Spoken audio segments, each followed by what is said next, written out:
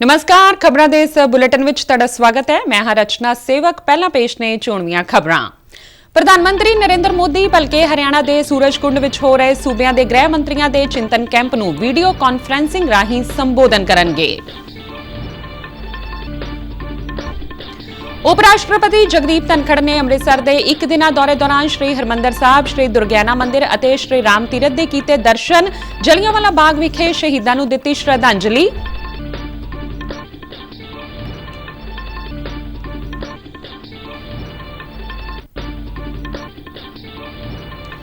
केंद्रीय वित्त मंत्री निर्मला सीतारमण ने कहा है कि भारत आत्मनिर्भर अर्थव्यवस्था के रस्ते ते अगे वध रहा है।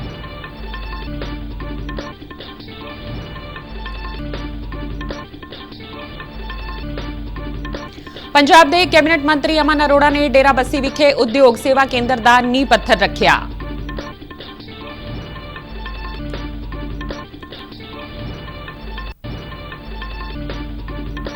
T20 विश्व क्रिकेट कप के सुपर 12 विच अज सिडनी विच भारत का मुकाबला नीदरलैंड नाल होवेगा।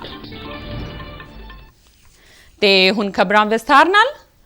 प्रधानमंत्री नरेंद्र मोदी कल यानी शुक्रवार नूं वीडियो कॉन्फ्रेंसिंग राहीं राज्य के गृह मंत्रियों के चिंतन कैंप नूं संबोधन करनगे। 2 दिनों का यह चिंतन कैंप अज तो हरियाणा के सूरजकुंड विच शुरू होवेगा। राज्य के गृह सकत्तर अते पुलिस महानिदेशक, केंद्रीय हथियारबंद बलां अते केंद्रीय पुलिस संगठनां के महानिदेशक इस कैंप विच हिस्सा लैणगे। प्रधानमंत्री ने इस बारे सुतंत्रता दिवस के संबोधन विच 5 वचनां दा जिक्र कीता सी। उन्हां दे अनुसार गृह मंत्रियों के चिंतन कैंप विच राष्ट्रीय संदर्भ नूं ध्यान विच रखदिआं अंदरूनी सुरक्षा नाल संबंधित नीति निर्माण ते विचार किया जाएगा। सहकारी संघवाद की भावना तो प्रेरित इस कैंप का उद्देश्य केंद्र ते राज पद्धर ते वख-वख धिरां विचाले योजनावां दे लागूकरण विच होर वधेरे तालमेल कायम करना है। चिंतन कैंप विच पुलिस बलां दे आधुनिकीकरण, साइबर अपराध दीआं चुनौतियां नाल नजिठण, अपराधक न्याय प्रणाली विच सूचना तैक्नोलॉजी दे वधदे उपयोग, जमीनी हदबंदी प्रबंधन, तटवर्ती अते औरतां दी सुरक्षा अते नशीले पदार्थां दी तस्करी वर्गे मुद्दिआं ते विचार वटांदरा होवेगा। भारत के उप राष्ट्रपति जगदीप धनखड़ कल अमृतसर के एक रोज़ा दौरे ते अमृतसर पुजे।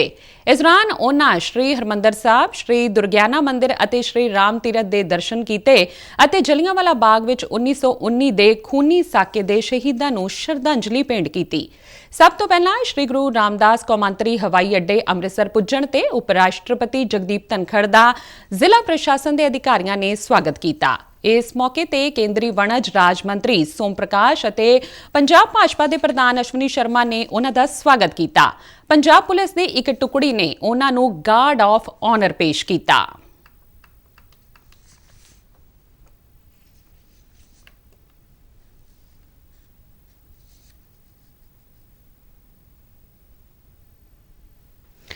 हवाई अड्डे तो उप राष्ट्रपति अपने परिवार समेत सीधा श्री हरमंदर साहब मत्था टेकन पुजे। पेश है एक रिपोर्ट। पंजाब के अपने पहले दौरे दौरान उप राष्ट्रपति जगदीप धनखड़ अपनी पत्नी डॉक्टर सुदेश धनखड़ अते होर परिवारक मैंबरां नाल गुरु की नगरी अमृतसर पुजे। वो हवाई अड्डे तो सीधे श्री हरमंदर साहब गए अते नतमस्तक हुंदियां काफ़ी समा श्री हरमंदर साहब विखे बिताया।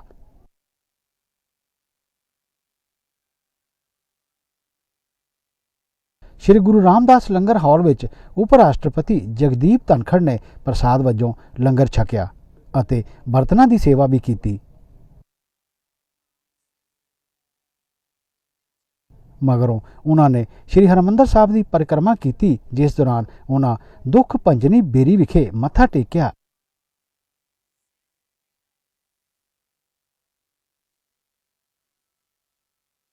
अते बाबा दीप स्थल ते भी नतमस्तक होए। उप राष्ट्रपति मगरों श्री हरमंदर साहब विच आए अते श्री गुरु ग्रंथ साहिब जी के सन्मुख नतमस्तक हुंदियां देश की खुशहाली की दुआ की। श्रोमणी गुरुद्वारा प्रबंधक कमेटी वालों प्रधान हरजिंदर सिंह धामी अते होरनां ने उप राष्ट्रपति नूं सिरोपा दे के सन्मानित किया। इस मौके दूरदर्शन नाल गलबात करदिआं उप राष्ट्रपति जगदीप धनखड़ ने कहा, I am blessed with family to have visited Darbar Sahib today. The peace, serenity, devotion and sense of sacrifice here is an unforgettable experience, a glowing symbol of the sublime spiritual tradition of our great gurus. Harminder Sahib has been emanating the message of love, humanity, compassion and brotherhood through ages. My tributes to our gurus and their eternal message to serve the humanity. ਮਗਰੋਂ ਉਪ ਰਾਸ਼ਟਰਪਤੀ ਜਲਿਆਂਵਾਲਾ ਬਾਗ ਪੁੱਜੇ, ਜਿੱਥੇ ਉਹਨਾਂ ਦੇਸ਼ ਦੇ ਸ਼ਹੀਦਾਂ ਨੂੰ ਸ਼ਰਧਾਂਜਲੀ ਭੇਂਟ ਕੀਤੀ। ਰਾਸ਼ਟਰਪਤੀ ਨੇ ਜਲਿਆਂਵਾਲਾ ਬਾਗ ਦੇ ਸ਼ਹੀਦਾਂ ਬਾਰੇ ਜਾਣਕਾਰੀ ਵੀ ਲਈ। ਸ਼ਹੀਦਾਂ ਨੂੰ ਯਾਦ ਕਰਦਿਆਂ ਉਪ ਰਾਸ਼ਟਰਪਤੀ ਜਗਦੀਪ ਧਨਖੜ ਨੇ ਕਿਹਾ ਕਿ ਅੱਜ ਦੇਸ਼ ਵਿਕਾਸ ਦੀਆਂ ਲੀਹਾਂ ਤੇ ਅੱਗੇ ਵਧ ਰਿਹਾ ਹੈ। Our tribute to those martyrs will be to believe in their thought process and always keep the nation first, so that Bharat becomes an ideal nation in the world, which it was earlier. ਇਸ ਮੌਕੇ ਕੇਂਦਰੀ ਵਣਜ ਤੇ ਸਨਅਤ ਰਾਜ ਮੰਤਰੀ ਸੋਮ ਪ੍ਰਕਾਸ਼ ਅਤੇ ਜ਼ਿਲ੍ਹਾ ਪ੍ਰਸ਼ਾਸਨ ਦੇ ਅਧਿਕਾਰੀ ਵੀ ਮੌਜੂਦ ਰਹੇ। ਸ਼੍ਰੀ ਦਰਬਾਰ ਸਾਹਿਬ ਪਹੁੰਚ ਕੇ ਉਪ ਰਾਸ਼ਟਰਪਤੀ ਜਗਦੀਪ ਧਨਖੜ ਬੇहद ਖੁਸ਼ ਦਿਖੇ ਅਤੇ ਇਸ ਨੂੰ ਸ਼ਾਂਤੀ ਦਾ ਪੁੰਜ ਦੱਸਿਆ। ਰੂਪਲਾਲ ਤੇ ਆਰਪੀ ਸਿੰਘ ਦੇ ਨਾਲ ਸ਼ਿਸ਼ੂ ਸ਼ਰਮਾ ਸ਼ਾਂਤਲ, ਦੂਰਦਰਸ਼ਨ ਸਮਾਚਾਰ।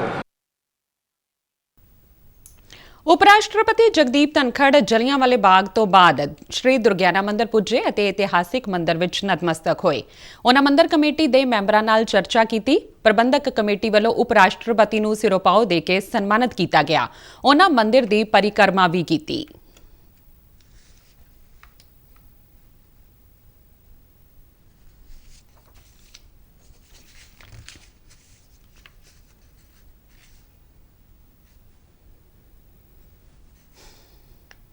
ਉਪ ਰਾਸ਼ਟਰਪਤੀ ਜਗਦੀਪ ਧਨਖੜ ਰਾਮ ਤੀਰਥ ਗਏ। ਉੱਥੇ ਉਪ ਰਾਸ਼ਟਰਪਤੀ ਰਿਸ਼ੀ ਬਾਲਮੀਕੀ ਜੀ ਦੇ ਸਨਮੁਖ ਨਤਮਸਤਕ ਹੋਏ।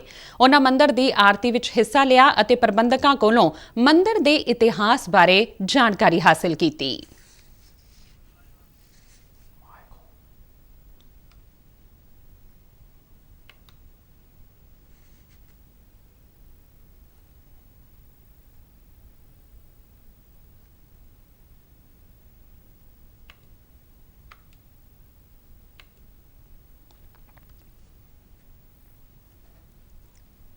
ਭਗਵਾਨ ਵਾਲਮੀਕ ਤੀਰਥ ਸਥਲ ਸ਼ਰਾਈਨ ਬੋਰਡ ਰਾਮ ਤੀਰਥ ਦੇ ਜਨਰਲ ਮੈਨੇਜਰ ਤਲਵਿੰਦਰ ਕਲਿਆਣ ਅਤੇ ਮੈਂਬਰ ਸਤਪਾਲ ਸਿੰਘ ਪੱਖੋਕੇ ਸਮੇਤ ਹੋਰਨਾਂ ਮੈਂਬਰਾਂ ਨੇ ਉਪ ਰਾਸ਼ਟਰਪਤੀ ਜਗਦੀਪ ਧਨਖੜ ਅਤੇ ਹੋਰਨਾਂ ਨੂੰ ਸਿਰੋਪਾਓ ਦੇ ਕੇ ਸਨਮਾਨਿਤ ਕੀਤਾ।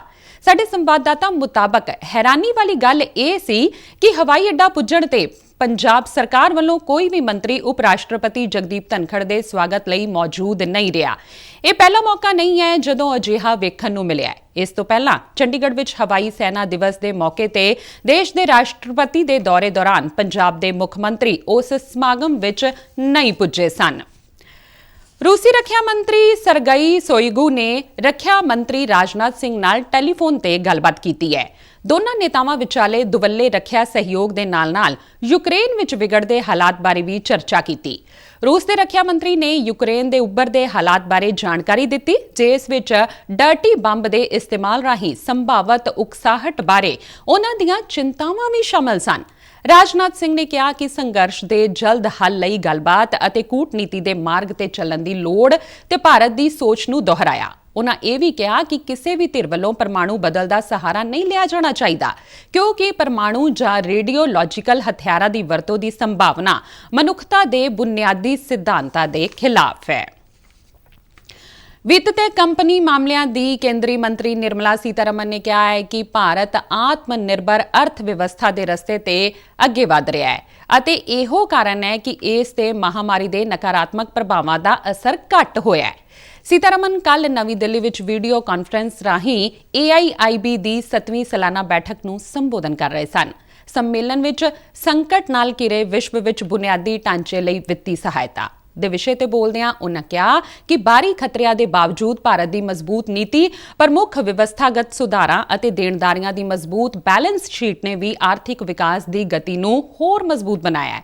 ਸੀਤਾਰਮਨ ਨੇ ਮੈਂਬਰ ਦੇਸ਼ਾਂ ਦੀ ਮਦਦ ਕਰਨ ਤੇ ਉਹਨਾਂ ਨੂੰ ਜ਼ਰੂਰੀ ਵਿੱਤੀ ਸਹਾਇਤਾ ਉਪਲਬਧ ਕਰਵਾਉਣ ਲਈ AIIB ਦੀ ਸ਼ਲਾਘਾ ਕੀਤੀ। ਉਹਨਾਂ ਨੇ ਡਿਜੀਟਲਾਈਜੇਸ਼ਨ ਮਿਸ਼ਨ ਰਾਹੀਂ ਟੈਕਨੋਲੋਜੀ ਦੀ ਵਰਤੋਂ ਕਰਦਿਆਂ ਹੋਇਆਂ ਸਮਾਜਿਕ ਸੁਰੱਖਿਆ ਨੂੰ ਸਹੂਲਤ ਅਨੁਸਾਰ ਅਤੇ ਵਿੱਤੀ ਇਨਕਲੂਜਨ ਨੂੰ ਵਧਾਵਾ ਦੇਣ ਦੀ ਦਿਸ਼ਾ ਵਿੱਚ ਭਾਰਤ ਦੀ ਵਰਣਨਯੋਗ ਪ੍ਰਗਤੀ ਦਾ ਜ਼ਿਕਰ ਕੀਤਾ। ਵਿੱਤ ਮੰਤਰੀ ਨੇ ਕਿਹਾ ਕਿ ਪ੍ਰਧਾਨ ਮੰਤਰੀ ਨਰਿੰਦਰ ਮੋਦੀ ਵਾਤਾਵਰਣ ਅਨੁਸਾਰ ਜੀਵਨ ਸ਼ੈਲੀ ਅਤੇ ਹੋਰ ਕਈ ਪ੍ਰੋਗਰਾਮਾਂ ਦੇ ਮਾਧਿਅਮ ਰਾਹੀਂ ਭਾਰਤ ਵੱਲੋਂ ਜਲਵਾਯੂ ਪਰਿਵਰਤਨ ਨਾਲ ਨਜਿੱਠਣ ਲਈ ਯਤਨਾਂ ਦੀ ਸਰਗਰਮੀ ਨਾਲ ਅਗਵਾਈ ਕਰ ਰਹੇ ਨੇ। ਤੇ ਬਾਕੀ ਦੀਆਂ ਖਬਰਾਂ ਇਸ ਬ੍ਰੇਕ ਤੋਂ ਬਾਅਦ।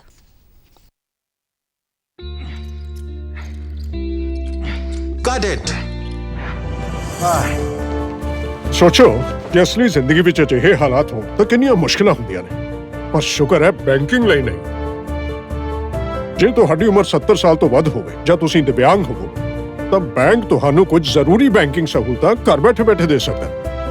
RBI ਕਹਿੰਦਾ ਹੈ, ਜਾਣਕਾਰ ਬਣੋ, ਸਚੇਤ ਰਹੋ।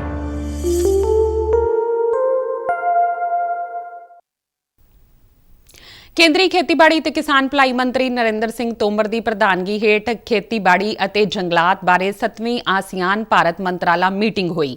ਮੀਟਿੰਗ ਨੂੰ ਸੰਬੋਧਨ ਕਰਦਿਆਂ ਤੋਮਰ ਨੇ ਭਾਰਤ ਦੀ ਐਕਟ ਈਸਟ ਪਾਲਿਸੀ ਦੇ ਕੇਂਦਰ ਵਿੱਚ ਆਸੀਆਨ ਨੂੰ ਰੱਖਣ ਦੀ ਪ੍ਰਧਾਨ ਮੰਤਰੀ ਨਰਿੰਦਰ ਮੋਦੀ ਦੀ ਸੋਚ ਨੂੰ ਦੁਹਰਾਇਆ। ਉਹਨਾਂ ਨੇ ਖੇਤਰ ਵਿੱਚ ਖੇਤੀ ਵਿਕਾਸ ਲਈ ਟਿਕਾਊ ਅਤੇ ਸਮਾਵੇਸ਼ੀ ਵਿਕਾਸ ਨੂੰ ਯਕੀਨੀ ਬਣਾਉਣ ਲਈ ਆਸੀਆਨ ਨਾਲ ਖੇਤਰੀ ਸਹਿਯੋਗ ਵਧਾਉਣ ਤੇ ਜ਼ੋਰ ਦਿੱਤਾ। ਤੋਮਰ ਨੇ ਆਸੀਆਨ ਦੇਸ਼ਾਂ ਨੂੰ ਅਪੀਲ ਕੀਤੀ ਕਿ ਉਹ ਮੋਟੇ ਅਨਾਜ ਦਾ ਉਤਪਾਦਨ ਵਧਾਉਣ ਅਤੇ ਇਸ ਦੀ ਪ੍ਰੋਸੈਸਿੰਗ ਅਤੇ ਖਪਤ ਵਿੱਚ ਸਹਿਯੋਗ ਦੇਣ। ਇਸ ਮੀਟਿੰਗ ਵਿੱਚ Brunei, Darussalam, Cambodia, Indonesia, Lao PDR, Malaysia, Myanmar, Philippines, Singapore, Thailand ਅਤੇ ਵੀਅਤਨਾਮ ਦੇਸ਼ਾਂ ਨੇ ਹਿੱਸਾ ਲਿਆ। ਜਲ ਸ਼ਕਤੀ ਮੰਤਰਾਲਾ ਨੇ ਅਨਾਮਿਕਾ ਤਿਵਾੜੀ ਨੂੰ ਜਲ ਪ੍ਰਤੀਯੋਗਿਤਾ ਦੀ ਜੇਤੂ ਐਲਾਨਿਆ। ਇਸ ਪ੍ਰਤੀਯੋਗਿਤਾ ਦਾ ਵਿਸ਼ਾ ਸੀ ਜਲ ਨਾਇਕ ਆਪਣੀ ਕਹਾਣੀ ਸਾਂਝਾ ਕਰੇ। ਜੇਤੂ ਨੂੰ 10,000 ਰੁਪਏ ਦਾ ਨਕਦ ਇਨਾਮ ਅਤੇ ਇੱਕ ਪ੍ਰਮਾਣ ਪੱਤਰ ਦਿੱਤਾ ਜਾਵੇਗਾ। ਤਿਵਾੜੀ ਇੱਕ ਸਕੂਲ ਨਾਲ ਜੁੜੀ ਹੋਈ ਹੈ। ਉਹ ਨਾਟਕਾਂ ਰਾਹੀਂ ਵਿਦਿਆਰਥੀਆਂ ਨੂੰ ਪਾਣੀ ਦੀ ਸਾਂਭ ਸੰਭਾਲ ਬਾਰੇ ਜਾਗਰੂਕ ਕਰਨ ਦਾ ਕੰਮ ਕਰਦੀ ਹੈ। ਮੰਤਰਾਲਾ ਅਨੁਸਾਰ ਪ੍ਰਤੀਯੋਗਿਤਾ ਦਾ ਮਕਸਦ ਪਾਣੀ ਦੀ ਸਾਂਭ ਸੰਭਾਲ ਨਾਲ ਜੁੜੇ ਲੋਕਾਂ ਦੇ ਗਿਆਨ ਅਤੇ ਤਜਰਬੇ ਨੂੰ ਸਾਂਝਾ ਕਰਕੇ ਆਮ ਲੋਕਾਂ ਨੂੰ ਪਾਣੀ ਦੀ ਸਾਂਭ ਸੰਭਾਲ ਦੇ ਮਹੱਤਵ ਤੋਂ ਜਾਣੂ ਕਰਵਾਉਣਾ ਹੈ। ਇਸ ਦੇ ਨਾਲ ਹੀ ਜਲ ਸਰੋਤਾਂ ਦੇ ਬਿਹਤਰ ਪ੍ਰਬੰਧਨ ਪ੍ਰਤੀ ਉਹਨਾਂ ਦੇ ਵਿਹਾਰ ਵਿੱਚ ਉਚਿਤ ਬਦਲਾਅ ਲਿਆਉਣਾ ਹੈ। ਮੰਤਰਾਲਾ ਨੇ ਦੱਸਿਆ ਕਿ ਪ੍ਰਤੀਯੋਗਿਤਾ ਦਾ ਤੀਜਾ ਸੰਸਕਰਨ ਅਗਲੇ ਮਹੀਨੇ ਦੀ 30 ਤਰੀਕ ਨੂੰ ਸਮਾਪਤ ਹੋਵੇਗਾ। ਮਾਈਗੋਵ ਪੋਰਟਲ ਦੀ ਅਧਿਕਾਰਿਤ ਵੈਬਸਾਈਟ www.mygov.in ਰਾਹੀਂ ਕੋਈ ਵੀ ਇਸ ਪ੍ਰਤੀਯੋਗਿਤਾ ਵਿੱਚ ਹਿੱਸਾ ਲੈ ਸਕਦਾ ਹੈ। ਹਿਮਾਚਲ ਪ੍ਰਦੇਸ਼ ਵਿੱਚ 12 ਨਵੰਬਰ ਨੂੰ ਹੋਣ ਵਾਲੀਆਂ ਵਿਧਾਨ ਸਭਾ ਚੋਣਾਂ ਲਈ ਦਾਖਲ ਕੀਤੇ ਗਏ ਨਾਮਜ਼ਦ ਪੱਤਰਾਂ ਦੀ ਜਾਂਚ ਅੱਜ ਕੀਤੀ ਜਾਵੇਗੀ। ਉਮੀਦਵਾਰ ਸ਼ਨੀਵਾਰ ਤੱਕ ਆਪ ਨਾਂ ਵਾਪਸ ਲੈ ਸਕਦੇ ਨੇ। ਇਸ ਦੌਰਾਨ ਚੋਣ ਕਮਿਸ਼ਨ ਨੇ ਮਤਦਾਨ ਲਈ ਤਿਆਰੀਆਂ ਸ਼ੁਰੂ ਕਰ ਦਿੱਤੀਆਂ ਨੇ।